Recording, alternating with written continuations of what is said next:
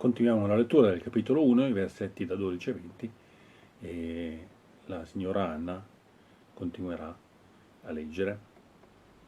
E continuiamo ancora la lettura del primo capitolo, i versetti da 12 a 20, leggerò la Madame Anna.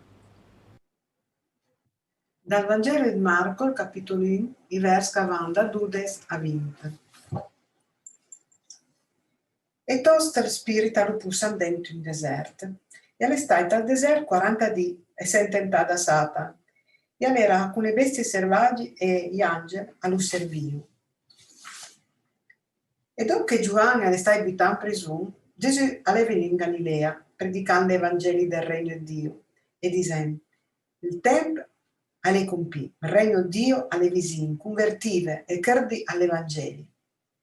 E mentre che camminava vicino al mar della Galilea, aveva veduto Simone e Andrea, suo fratello, che accampavano in soffilare nel mar perché era un pescatore. E Gesù gli disse, venimi appresso e vi farei pescatori domini. E ben subito lasciai soffilare e sono andai appresso.